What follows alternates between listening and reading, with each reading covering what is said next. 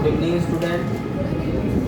तो आज हम कूलॉम्स लॉ पे बेस्ड न्यूमेरिकल्स करेंगे, है ना।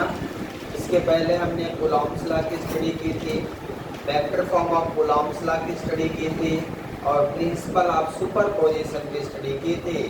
सुपरपोजिशन प्रिंसिपल की ज़रूरत हमें तब पड़ती है जब मल्टीपल चार्जेस कहीं पे इंटरैक्ट हो और आपको नेट फोर्स किसी चार्ज पे निकालना हो, तब आपको सुपरपोजिशन प्रिंसिपल अप्लाई करना पड़ेगा नेट फोर्स फाइंड करने के लिए। ठीक है, आज उसी सुपरपोजिशन प्रिंसिपल पे बेस्ड कुछ क्वेश्चन और कूलॉम्स लॉ पे बेस्ड कुछ क्वेश्चन करेंगे। कल हमने सादे एक एग्जांपल किया था, एक स्क्वायर जिसके वर्टेक्स पे प्लस क्यू चार्ज रखे थे और किसी एक वर्टेक्स पर हमने फोर्स फाइंड किया था और फोर्स आया था कि Q square by A square bracket में √2 + 1/2। यहाँ तक हमने इस न्यूमेरिकल को सॉल्व किया था। आज उसी में थोड़े से और न्यूमेरिकल्स करते हैं और कॉन्सेप्ट को पकड़ते हैं, how to solve the question, numerical question based on Coulomb's law. ठीक है, तो शुरुआत करते हैं प्रॉब्लम नंबर 2 से। आज का प्रॉब्लम नंबर 1। ठीक है, स्क्वायर में हमने वर्टेक्स पे फाइंड किया था।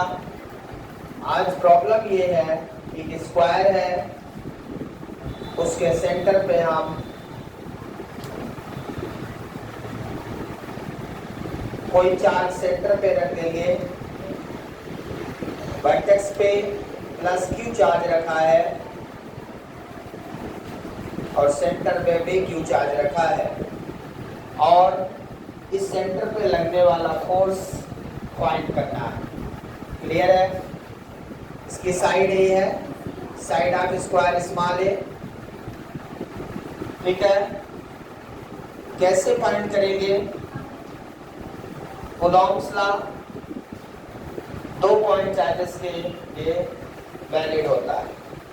आपको ये देखना है, इसका डायगोनल ऐसे है, ये डायगोनल, यदि ये ए है, ये है, तो ये पूरा ए √2 हो जाएगा।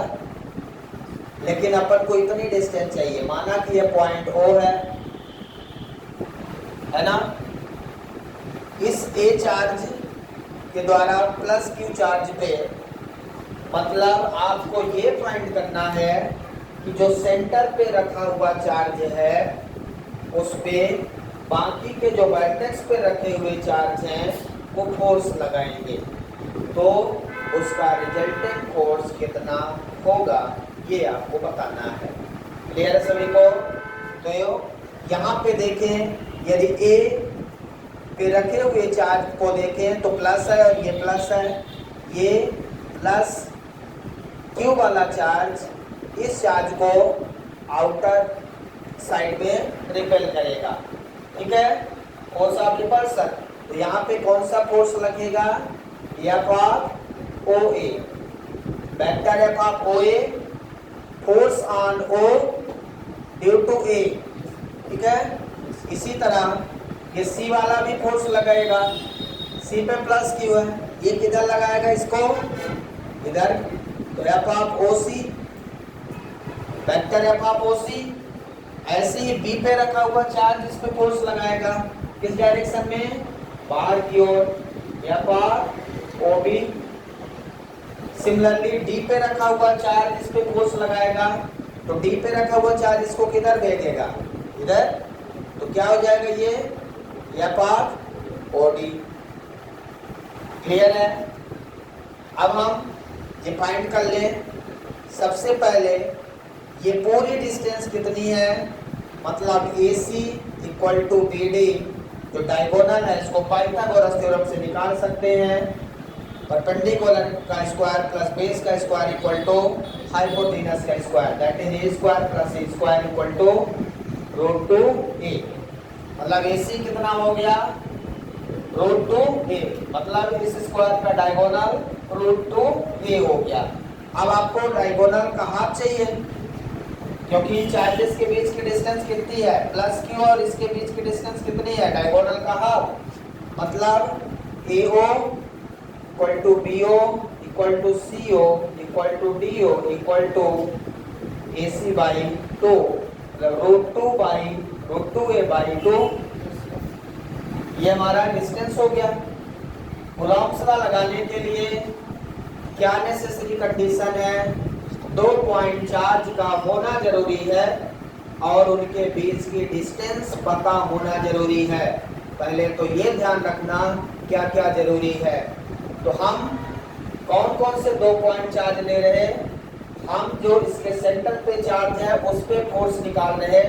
तो सेंटर पे रखा हुआ एक चार्ज हो गया, बाकी इसके चार्ज के कारण फोर्स, इस चार्ज के कारण फोर्स, इस चार्ज के कारण फोर्स और इस चार्ज के कारण फोर्स।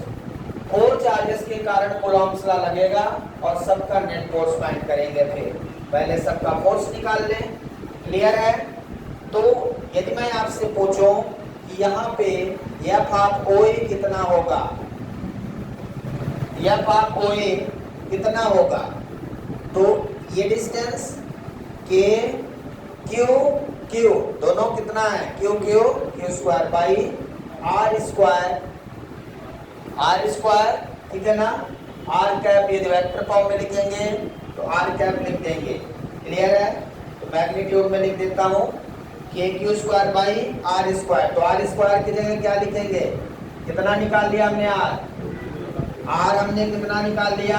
√2A/2। यही है। कितना हो जाएगा ये? KQ स्क्वायर बाई √2A/2 का स्क्वायर। क्लियर है? समझ में आ रहा है? तो ये कितना हो जाएगा? √2, तो 2 बचेगा, ये 4 स्क्वायर करेंगे तो 4, तो 1/2 2 पर चला जाएगा, 2KQ square by K square, यही बचेगा। क्लियर है सभी को? F ऑफ OA वेक्टर कितना आ जाएगा? KQ square by A square. इसी तरह से मैग्नीट्यूड ऑफ BO बताइए कितना आएगा? KQ स्क्वायर बाई, इसका भी डिस्टेंस सेम है, सेम फार्मूला आएगा, कोई चेंज आएगा क्या? बोलिए जल्दी। 2KQ square by A square. Similarly F of CO same आएगा, C और O, ये चार्ज और ये चार्ज जब सेम है तो फोर्स भी सेम आएगा। चार्ज और डिस्टेंस दोनों सेम है तो फोर्स क्या होंगे? सभी फोर्सेस इक्वल होंगे। KQ स्क्वायर बाई √2/2 A का whole square equal to 2KQ square by A square. हाँ, OC मैग्नीट्यूड में हो गया, कोई दिक्कत नहीं। और OD कितना आएगा? सेम आएगा, KQ स्क्वायर बाई √2/2A का square 2KQ square by A square. सभी को क्लियर है? सभी फोर्सेस क्या हैं? इक्वल है, लेकिन अपोजिट डायरेक्शन। अब होगा क्या? इन दोनों का रिजल्टेंट इधर जाएगा और इन दोनों का रिजल्टेंट इधर आएगा, और इक्वल फोर्स है, इक्वल एंड अपोजिट डायरेक्शन। तो वैसे भी देखें, यदि मैं यहाँ पे नेट फोर्स लिखूं, net force at point O, क्या लिखूंगा?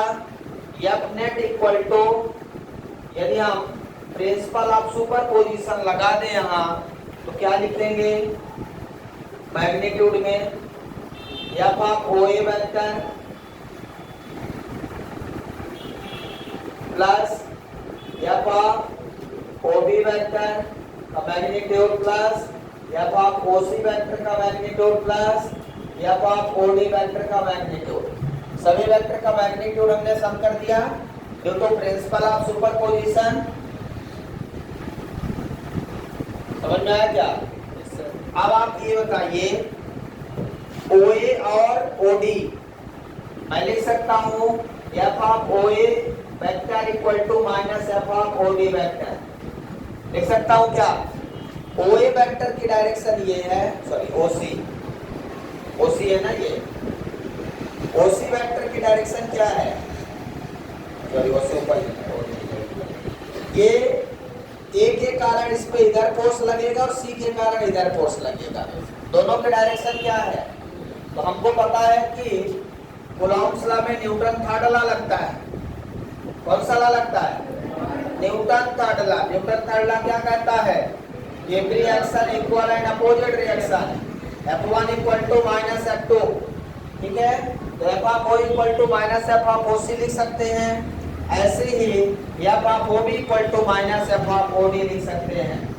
F of OB equal to minus F of OD लिख सकते हैं, वेक्टर फॉर्म में लिख सकते हैं क्या? तो यदि मैं यहाँ पे लिखूं नेट फोर्स इक्वल टू क्या हो जाएगा? F ऑफ OA की जगह क्या लिख दो? Minus F of OC plus OB की जगह क्या लिख दो? Minus F of OD plus F of OC plus F of OD। क्या होगा? कैंसिल हो जाएंगे, तो नेट फोर्स क्या हो जाएगा? नेट फोर्स क्या हो जाएगा? 0, क्योंकि ये दोनों फोर्स, ये जब फोर्स इक्वल है, फोर्स इक्वल इसलिए है क्योंकि चार्ज इक्वल है। यदि अभी चार्ज की वैल्यू बदल देंगे तो फिर फोर्स इक्वल नहीं होंगे, तब आपको इन दोनों का रिजल्टेंट निकालना पड़ेगा। क्लियर है सभी को? तो किसी भी स्क्वायर के सेंटर पर रिजल्टेंट फोर्स नेट फोर्स 0 होता है यदि उसके वर्टेक्स पे रखे हुए चार्जेस इक्वल हो। यदि उसके वर्टेक्स पे रखे हुए चार्जेस क्या हो? इक्वल हो, तो उनका नेट फोर्स 0 होगा। क्लियर है सभी को? कंप्लीट करिए जल्दी से।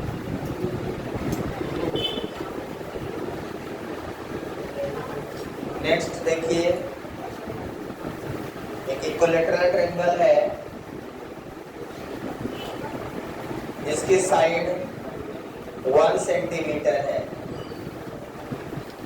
1 सेंटीमीटर, और इस पे 2 माइक्रो कूलॉम का चार्ज रखा हुआ है।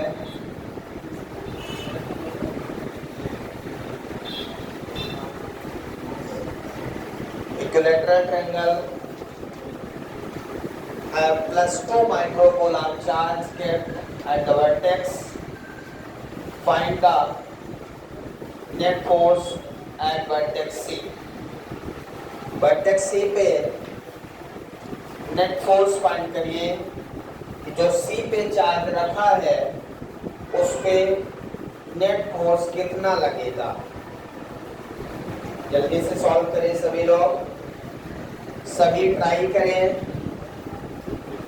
कोई ऐसा स्टूडेंट नहीं होना चाहिए जो ट्राई ना करे। सभी को ट्राई करना है, प्रयास करिए कि बन जाए, ना बने तो कोई बात नहीं।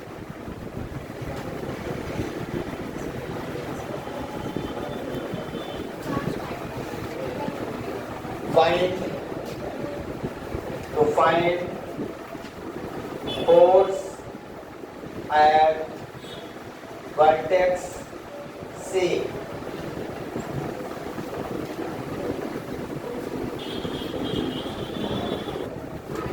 हम देखते हैं सबसे पहले इसके वर्टेक्स पे जो चार्ज रखा है कितना है, 2 माइक्रोकूलम। सभी इक्वल है तो डायरेक्ट Q इक्वल टू लिख देता हूँ। सबसे पहले से कूलम में लिखना होगा, तो 2 माइक्रो मतलब 10⁻⁻6 कूलम। सबसे पहले क्वेश्चन को SI यूनिट में सॉल्व करना है। तो पहले ये देखिए जो भी चार्ज गिवन है, जो भी डिस्टेंस गिवन है, क्या वो SI में है, नहीं है, तो पहला काम उसे कन्वर्ट करें। दूसरा डिस्टेंस, अब डिस्टेंस किसकी कितनी है, इस चार्ज से इस चार्ज की डिस्टेंस 1 सेंटीमीटर, इस चार्ज से ये भी 1, और हाँ 2 चार्ज, 3 चार्ज तो वही है, अच्छा 2 चार्ज मतलब ये चार्ज इस पे फोर्स लगाएगा, ये लगाएगा, दोनों की डिस्टेंस नॉन है, पता है आपको। तो मैं R इक्वल टू लिख दूं 1 सेंटीमीटर, मीटर में कन्वर्ट करें 10⁻² metre. 1 centimetre equal to 1/100 metre या 10⁻² मीटर ऊपर ले जाके लिखते हैं। क्लियर है सभी को? तो R कितना हो गया आपका 10⁻² मीटर। अब हमें पता है कि P वाला चार्ज इस चार्ज पे इधर फोर्स लगाएगा, F ऑफ CB लिख देंगे इसको, और जो A वाला है वो किधर लगाएगा, इधर, F ऑफ CA। अब ये दो फोर्स निकाल ले पहले, और फिर इन दोनों का रिजल्टेंट निकालना है। क्या निकालना भाई? Resultant force. तो रिजल्टेंट फोर्स जब इसका निकालेंगे तो दोनों फोर्स के बीच में नेट फोर्स या रिजल्टेंट फोर्स आएगा। दोनों फोर्स के बीच में आएगा कि नहीं? तो पहले हम देख लें F ऑफ CB कितना होगा। F ऑफ CB कितना होगा, कौन बताएगा? मैग्नीट्यूड में लिख रहा हूं, K कूलम्ब्स लगाइए, K Q1 Q2, CD मतलब B और C के बीच का चार्ज कितना है, Q1 Q2। Q1 कितना है 2 × 10⁻⁶, Q2 कितना है वो भी 2 × 10⁻⁶, Q1 Q2 divided by R²। R कितना है 10⁻² का स्क्वायर। K की भी वैल्यू आपको पता है 9 × 10⁹। K की वैल्यू क्या होती है 9 × 10⁹ इंटू 2 × 2 इंटू 10⁻12 हो जाएगा। 6 और 6 10⁻12, नीचे कितना होगा 10⁻4। क्लियर है सभी को? K Q1 Q2 by R²। K की वैल्यू 9 × 10⁻9, 2 × 2 अलग लिख दिया, 10⁻6, 10⁻6 कितना हो गया 10⁻12। समझ में आ रहा है? अब ये 9 है, ये भी ऊपर जाएगा, कितना हो जाएगा +4, तो 9 + 4। ऐसा नहीं समझ में आया तो 10⁻4 सेम डिजिट वाला काट दीजिए। 10⁻4 इससे कट गया तो कितना बचेगा 10⁻8 बचेगा ना। तो कितना हो जाएगा 9 × 4, 2 2 जा 4, 2 2 जा 4 इंटू 10⁻9 इंटू 10⁻8। क्लियर है सभी को? नीचे से खत्म हो गया सब कुछ। कितना बचेगा ये 9 4 जा 36, और ये कितना बचेगा 10, कितना बचेगा 10 बचेगा 36, 360 न्यूटन। F ऑफ CB कितना आ गया भाई 360 न्यूटन आ गया। क्लियर है सभी को? ऐसे ही F ऑफ CB आ गया तो F ऑफ CA कितना होगा, ये भी सेम होगा, क्योंकि चार्ज सेम है तो डिस्टेंस भी सेम हो जाएगा। F of CA equal to F of CB। अब नेट फोर्स क्या हो जाएगा, नेट फोर्स कैसे निकालते हैं, दो फोर्स का नेट फोर्स कैसे निकालते हैं, √ F ऑफ CA का square plus F of CA का स्क्वायर, या CB का स्क्वायर लिख दे पहले, इधर लिख देता हूं, यहां तक लिखिए पहले, इसके बाद करता हूं। रिजल्टेंट फोर्स का फार्मूला है 11th में आपने पढ़ा है, फोर्स का नेट हो, जैसे यहाँ पे नेट फोर्स का formula F1² plus F2² plus 2F1 F2 cos theta. Theta क्या होता है, दोनों फोर्स के बीच का एंगल होता है। यहाँ F1 क्या है, F ऑफ CA है मान लीजिए, F2 क्या है, F ऑफ B। थीटा क्या है, यदि ये इक्विलैटरल ट्रायंगल है तो इसका थीटा 60 डिग्री होगा। थीटा कितना होगा 60 डिग्री। तो यदि मैं यहाँ पे नेट फोर्स फाइंड करूं तो net force equal to √ F of B A का square plus F of C A का square plus 2 F of B A F of C A cos 60, ठीक है। cos 60 की वैल्यू कितनी होती है? 1/2 होती है, कोई √3/2 होता है। अरे इतना तो याद कर लो भैया, जिंदगी भर पढ़ते आ रहे हो। sin 60, cos 60, tan 30, ये वैल्यू यदि ना याद हो तो आप किसी काम के नहीं। आप 9th पढ़े, 10th पढ़े, 11th पढ़े, 12th पढ़े और आज तक नहीं याद कर पाए, क्या करोगे जिंदगी? जो चीज डेली यूज में आता है वो तो बनना ही चाहिए, नहीं हो कभी नहीं सुना ना बन सकता है, ठीक है। क्या हो जाएगा ये? F of B A square plus F of C, एक सेकेंड उल्टा लिख दिया, F of C A F of C B, F of C A F of C B, F of C A F of C B plus 2 F of C A F of C B into 1/2। 2 से 2 cut गया। अब क्या होगा? F of C A का square plus F of C B का square plus 2 F of C A into F of C B.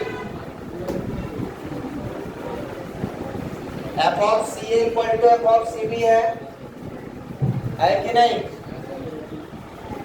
F of C A equal to F of C B यदि है तो इसकी value put कर दें, ठीक है। तो कितना आ जाएगा? उसको बता देगा।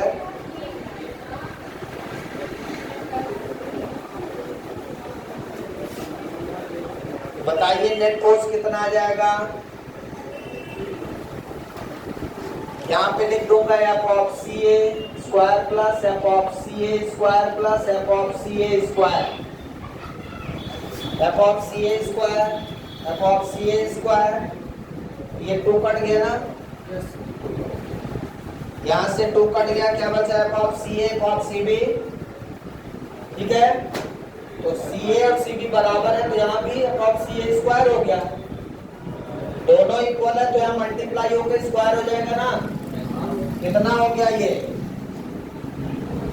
3√3 एफ ऑफ सी ए। तो नेट फोर्स कितना आ गया? √3 इंटू एफ ऑफ सी ए आपने निकाला है, सी बी कितना? 360 का मल्टीप्लाई कर दें, इसमें 1.732 √3 की वैल्यू को मल्टीप्लाई कर दीजिए और फिर बताइए कितना आया नेट फोर्स। मल्टीप्लाई करके बताओ जल्दी। किसी का आया? किसी ने किया है? कितना आया है? 360 में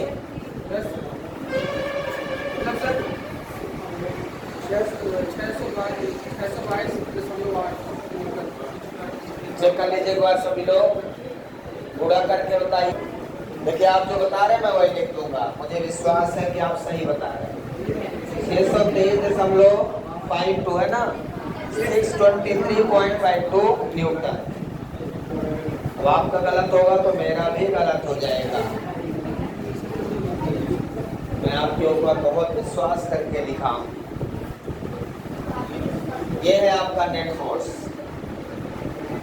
नेट फोर्स कैसे निकालते हैं? आपको रिजल्टेंट फोर्स निकालना आना चाहिए।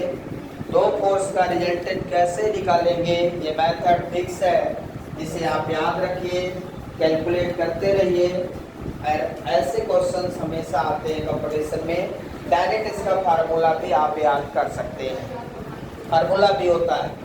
यदि इसी में अभी क्यू रख देते charge, plus Q plus Q plus Q और साइड ए कर देंगे तो डायरेक्ट फार्मूला आ जाएगा। √3 के Q square by A square इसका आंसर हो जाएगा। इसको आप घर पे सॉल्व कर लेंगे। ठीक है, आगे बढ़े, लिखे नहीं बात।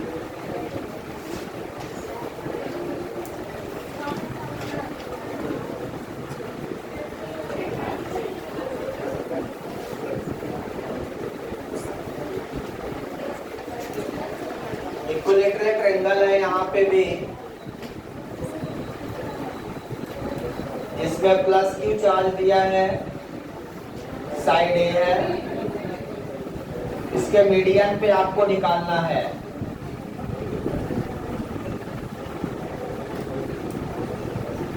Find the force at median of equilateral triangle.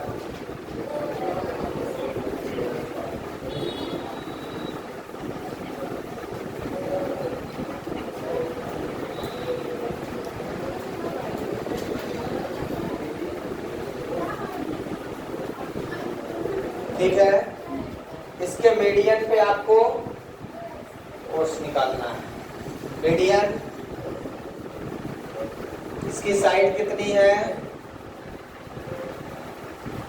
Side ए है, आपको यहाँ पे फोर्स निकालना है। तो आपको चाहिए क्या, ये तो वो चार्ज हो गया जिसपे फोर्स निकालना है, और इस चार्ज पे कौन कौन से चार्ज फोर्स लगाएंगे, ये लगाएगा, ये लगाएगा, ये लगाएगा, ये किधर लगाएगा, इस डायरेक्शन में। क्या लिख दूंगा इसको, ये A B C, F of O A, ये बी वाला लगाएगा इधर, F of O B, C वाला लगाएगा इधर, एफ ऑफ ओ सी। ठीक है, मान लो ये पॉइंट डी है। अब आपको कौन से डिस्टेंस पता होना चाहिए, ओ ए, ओ बी, ओ सी। यदि ओ ए, ओ बी, ओ सी नहीं पता है तो कूलॉम्स लॉ कैसे लगाओगे। आपको सबसे पहले वो डिस्टेंस पता करना पड़ेगा जहां पे दो पॉइंट चार्जेस लाई करते हो। जब तक आपको ये डिस्टेंस नहीं मिलेगी तब तक आप फोर्स फाइंड नहीं कर सकते। तो सबसे पहले इसे हम या तो एक फार्मूला हम आपको देंगे वो डायरेक्ट याद कर लें, या तो मेथड से सॉल्व कर सकते हैं। तो जो आप कहें वो कर देंगे। सबसे पहले मुझे एडी निकालना पड़ेगा। एडी परपेंडिकुलर है, पाइथागोरस थ्योरम लगा दें।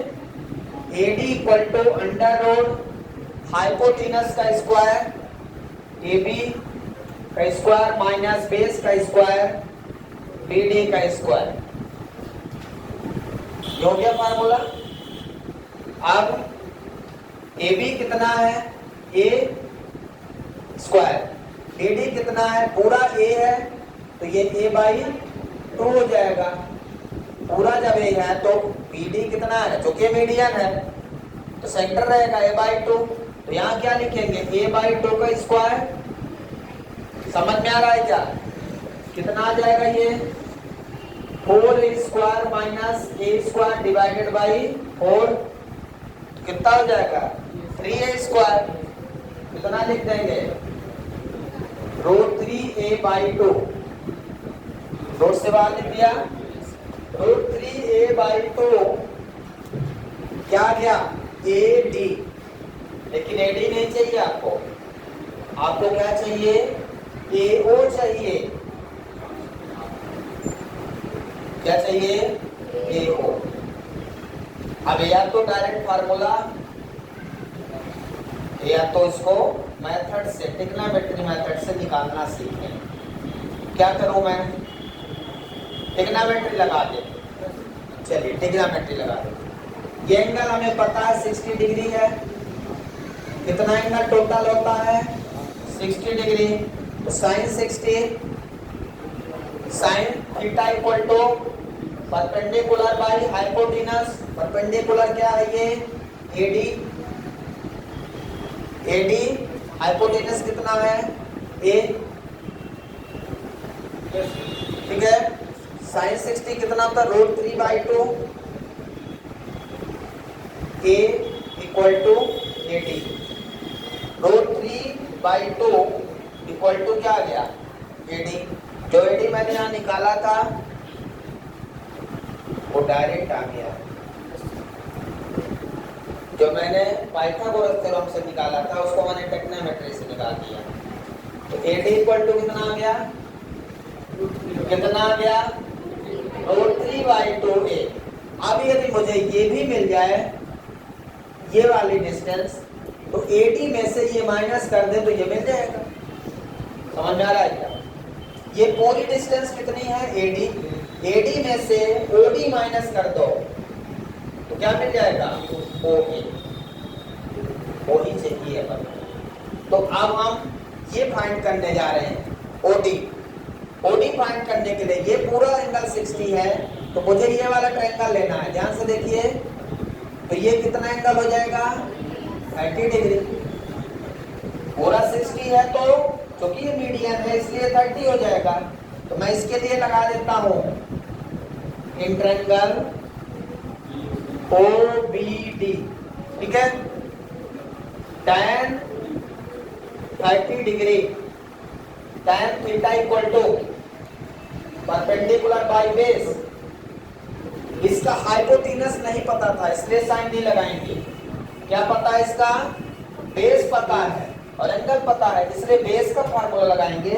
tan 30 equal to perpendicular OD by base कितना है इसका? a/2। a/2। tan 30 की वैल्यू याद है किसी को?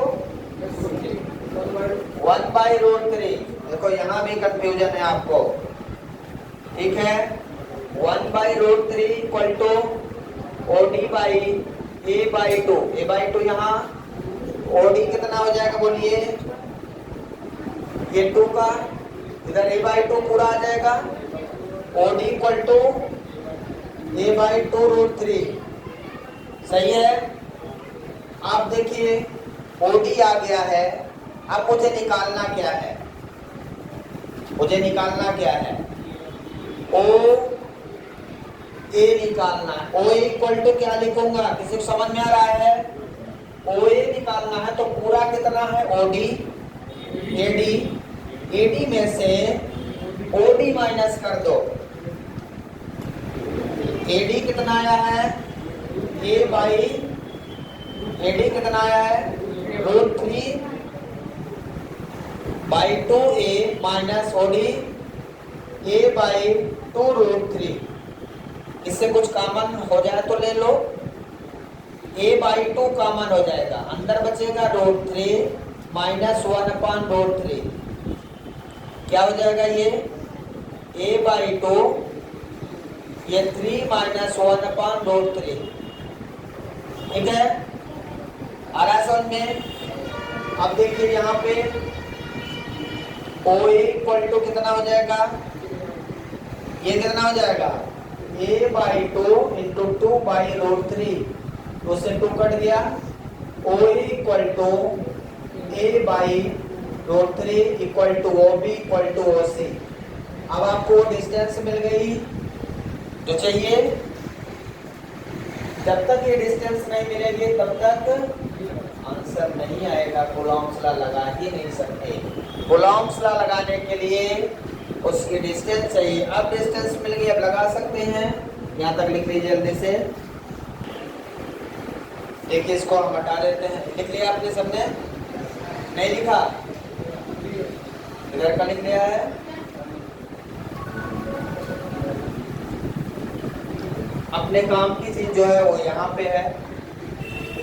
अब देखिए डिस्टेंस सभी बराबर है। ध्यान से देखिए, AO की डिस्टेंस, OB की डिस्टेंस, OC की डिस्टेंस सेम है और चार्ज भी सेम है। यदि ऐसी अवस्था है कि चार्ज भी इक्वल है और डिस्टेंस भी इक्वल है तो सभी का फोर्स भी इक्वल आएगा। मतलब मैं डायरेक्ट लिख सकता हूँ या तो आप O equal to F of O B equal to F of O C equal to K Q square by A, मतलब डिस्टेंस का स्क्वायर, डिस्टेंस कितनी आ गई है ए बाई रूट 3 का स्क्वायर। रूट 3 स्क्वायर होके 3 हो जाएगा, पलट के ऊपर चला जाएगा, 3 के Q square by A square हमारा फोर्स आ जाएगा। सभी फोर्सेस आपको मिल गए, कितना मिल गया 3 के Q square by A square. लेकिन अभी सभी फोर्सेस की डायरेक्शन सेम नहीं है, तो आपको क्या करना पड़ेगा, फोर्स की डायरेक्शन का रिजल्टेंट निकालना पड़ेगा। ध्यान से देखें, एक फोर्स इधर लग रहा है आप ओ ए, एक फोर्स इधर ओ बी और ओ सी, इन दोनों का रिजल्टेंट इधर होगा और इनके बीच का एंगल कितना होगा 120 डिग्री। एंगल कितना होगा 120, और इसका एफ रिजल्टेंट निकाल लें।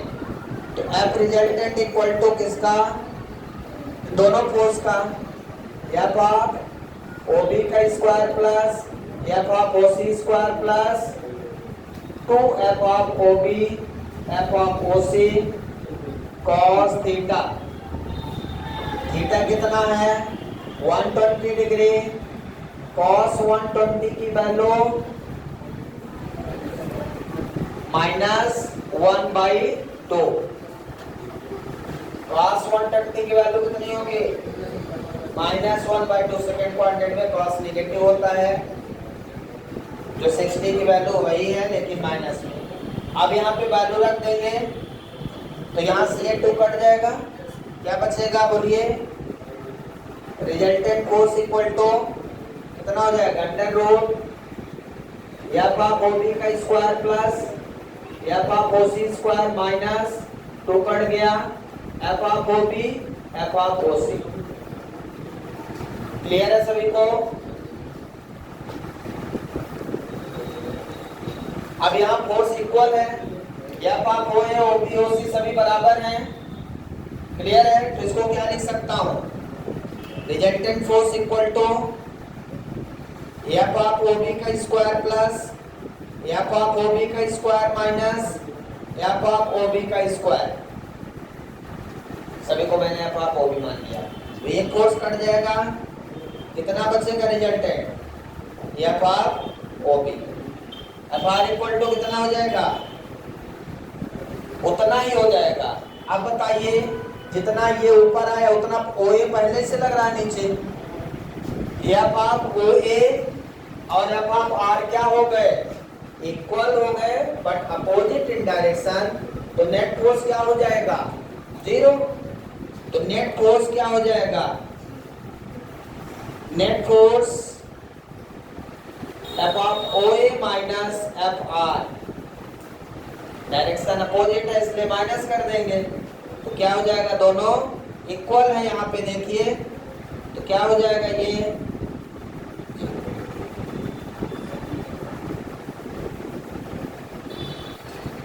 इतना मेहनत करने के बाद 0 मिल गया, वही रात पड़ा सुबह 0 मार्क्स, बड़ा खराब है। इतनी मेहनत करो और आंसर 0 आ जाए।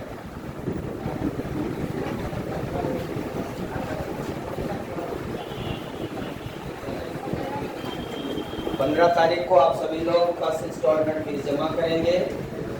15 मैंने डेट पहले से दिया है, तो आप सभी हमारी ओर ध्यान रखेंगे और हम आपकी ओर, दोनों एक दूसरे की ओर। Thank you, have a nice day. आज बाकी